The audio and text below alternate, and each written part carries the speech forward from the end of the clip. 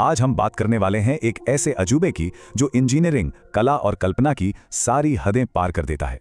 ये है एलोरा का कैलाश मंदिर। ये सिर्फ एक ढांचा नहीं है, ये पत्थर में उकेरी गई एक पूरी महागाथा है।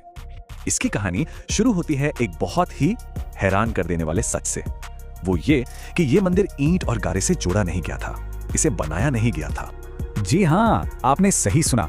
इसे बनाया नहीं बल्कि तराशा गया था, जैसे पत्थर की कैद से आजाद किया गया हो। और ये कोई छोटी मोटी चट्टान नहीं थी, ये दक्कन के पठार की बेसार चट्टान का पूरा पहाड़ था, जिसे तराशकर एक मास्टरपीस में बदल दिया गया। तो सबसे बड़ा सवाल यही उठता है कि आखिर ये हुआ कैसे? 8वीं सदी में बिना किसी मॉडर्न मशीन के ये अविश्वसनीय कारनामा आखिर मुमकिन कैसे हुआ? चलिए आज इसी रहस्य से पर्दा उठाते हैं। इस पूरे चमत्कार का राज छिपा है इसके बनाने के तरीके में। एक ऐसी टेक्निक जो आज भी बड़े बड़े इंजीनियरों को सोचने पर मजबूर कर देती है।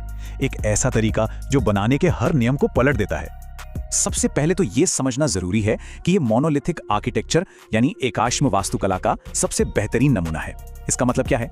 इसका मतलब ये है कि पूरा का पूरा मंदिर, उसका गेट, आंगन, खंबे, यहाँ तक कि छत भी, सब कुछ एक ही चट्टान का हिस्सा है। कुछ भी अलग से लाकर जोड़ा नहीं गया है। इसे बनाने का तरीका तो और भी ज्यादा हैरान करने वाला है। कारीगरों ने नीचे से ऊपर नहीं बल्कि पहाड़ की चोटी से नीचे की तरफ काम शुरू किया। पहले उन्होंने 3 बहुत बड़ी बड़ी खाइयां खोदी, जिससे मंदिर का जो मेन हिस्सा है वो पहाड़ से अलग हो गया। और फिर वो छत से तराशते हुए मंजिल दर मंजिल नीचे आते गए। सोचिए, इस तरीके में गलती की कोई गुंजाइश ही नहीं थी। एक बार पत्थर हट गया तो हट गया, उसे वापस नहीं लगा सकते थे। तो सवाल ये है कि आखिर कौन था वो जिसके दिमाग में इतना बड़ा, इतना साहसिक प्लान आया और किसने इसे हकीकत में बदला? चलिए इसका जवाब इतिहास में ढूंढते हैं। इस शानदार मॉन्यूमेंट को बनाने का क्रेडिट जाता है 8वीं सदी के एक बहुत ही शक्तिशाली राजवंश राष्ट्रकूट वंश को और उनके दूरदर्शी शासक राजा कृष्ण प्रथम को। यह सिर्फ एक मंदिर नहीं बन रहा था, ये असल में भगवान शिव के घर कैलाश पर्वत को धरती पर लाने की एक कोशिश थी। ये राष्ट्रकूटों की ताकत, उनकी कला और उनकी भक्ति का एक ऐसा ऐलान था जो आज भी गूंजता है। ये उस जमाने में भी कितना हैरान करने वाला था, इसका अंदाजा 1812 ईस्वी के एक ताम्रपत्र से लगता है। उसमें लिखा है कि मंदिर इतना अविश्वसनीय था कि उसे बनाने वाला आर्किटेक्ट भी उसे देखकर दंग रह गया और बोल उठा, अरे मैंने ये बना कैसे दिया? आप जरा इसके स्केल की कल्पना कीजिए। अंदाजा लगाया जाता है कि इस मंदिर को बनाने के लिए लगभग 4 लाख टन बेसाल्ट चट्टान को हटाना पड़ा। 4 लाख टन, ये वजन करीब 800 बड़े बड़े बोइंग 747 जहाजों के बराबर है। सोचकर ही दिमाग घूम जाता है। और सबसे चौंकाने वाली बात, एक दावा यह भी है कि यह सारा काम सिर्फ 18 साल में पूरा हो गया। अगर यह सच है तो इसका मतलब है कि हजारों कारीगरों ने दिन रात बिना रुके हर रोज लगभग 60 टन पत्थर तराशा होगा। ये तो लगभग नामुमकिन सा लगता है। इतने बड़े स्केल पर इतनी परफेक्ट एक्यूरेसी, ये सिर्फ मेहनत का काम नहीं हो सकता। इसके पीछे एक बहुत गहरी प्लानिंग, एडवांस मैथमेटिक्स और ब्रह्मांड की एक गहरी समझ थी। इसे डिजाइन करने में वास्तुशास्त्र और शुल्ब सूत्र जैसे प्राचीन भारतीय ज्ञान का इस्तेमाल हुआ। और तो और कुछ मॉडर्न स्टडीज यही बताती हैं कि मंदिर के स्ट्रक्चर में फ्रैक्टल ज्योमेट्री का इस्तेमाल है। फ्रैक्टल ज्योमेट्री मतलब जिसमें बड़े बड़े पैटर्न छोटे छोटे हिस्सों में खुद को दोहराते हैं, बिल्कुल वैसे ही जैसे एक पेड़ की टहनियों या एक फूल की पंखुड़ियों में होता है।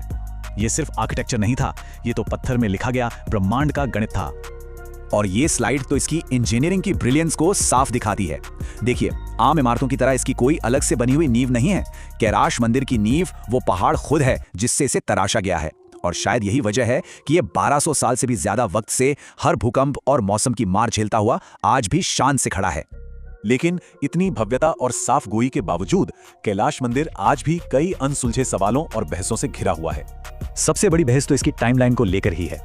ज्यादातर लोग इसका श्रेय राजा कृष्ण प्रथम को देते हैं, लेकिन कुछ विद्वानों का मानना है कि मंदिर में जो अलग अलग शैलियां दिखती हैं वो बताती हैं कि इसे बनाने में कई पीढ़ियां लगी होंगी। हो सकता है कि इसकी शुरुआत दंतीदुर्ग के समय में हुई हो और बाद के राजाओं ने इसे पूरा किया हो। और शायद सबसे बड़ी पहेली, वो 4 लाख टन चट्टान आखिर गई कहां?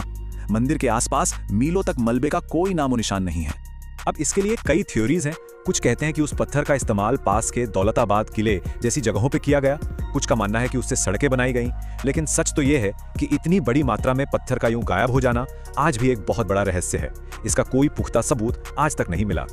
तो चलिए अब इन सारी बातों को समेटते हैं और समझते हैं कि कैलाश मंदिर को इंसानी इतिहास की सबसे बड़ी उपलब्धियों में से एक क्यों माना जाता है। दुनिया में पेट्रा और अबू सिंबल जैसे और भी मशहूर रॉक कट साइट्स हैं, लेकिन उनमें और इसमें एक बहुत बड़ा फर्क है। वो ज्यादातर चट्टान के सामने वाले हिस्से पर उकेरी गई कलाकृतियां हैं जिन्हें फेसाड्स कहते हैं। लेकिन कैलाश मंदिर ये बिल्कुल अलग है। ये एक पूरी की पूरी आजाद खड़ी मल्टी स्टोरेड इमारत है जिसे पहाड़ से काट कर बाहर निकाला गया है। ये दीवार पर नक्काशी नहीं, ये पहाड़ में से एक इमारत को जन्म देना है। आखिर में ये मंदिर सिर्फ पत्थर और कला का नमूना नहीं है, ये एक विजन, धैर्य और जीनियस का संगम है। ये उस दौर का सबूत है जब कला और इंजीनियरिंग आस्था के साथ मिलकर कुछ ऐसा बना सकते थे जो वक्त से भी आगे निकल जाए।